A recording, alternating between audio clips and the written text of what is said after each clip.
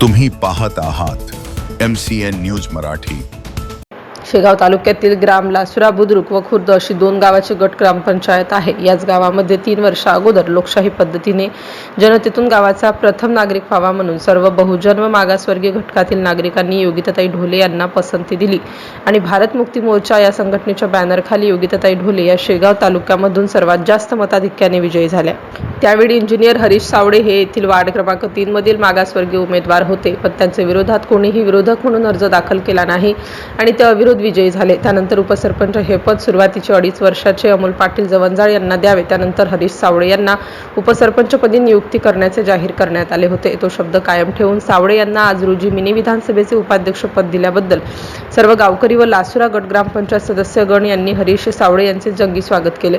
या कार्यक्रमाला प्रमुख उपस्थिती म्हणून लासुरा गावचे पोलीस पाटील मधुकर रावजी ढोले पाटील, प्रमुख मार्गदर्शक Madhukar Raoji Gavhande, Buddhist International Network राज्याध्यक्ष कामगार महाराष्ट्र कामगार संघटनेचे जिल्हाध्यक्ष सुनील जवंजाळ, लासरा गावच्या सरपंच सौ योगिनीताई ढोले, नवदुर्गा गणेश मंडळाचे अध्यक्ष विश्वास पाटील, ग्रामपंचायत सदस्य मुन्ना पाटील, सागर जवंजाळ, राणी खंडारे, चावरेताई आणि गावातील नागरिक प्रामुख्याने उपस्थित होते।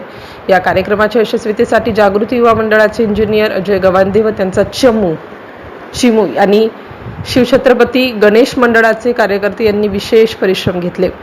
तर या कार्यक्रमाचे सूत्रसंचालन जागृती बुद्ध विहार समितीचे अध्यक्ष तथा ज्येष्ठ समाजसेवक संजय भाऊ धुरंदर यांनी केलं। MCN न्यूज मराठी करिता आनंद जवंजाळ, शेगाव ग्रामीण। बंधुता आणि न्यायावर आधारित आणि सत्तेचं विकेंद्रीकरण करून सर्वांना सत्तेत बसवायचं या विचारधारेनं या सर्वांनी हा निर्णय घेतला।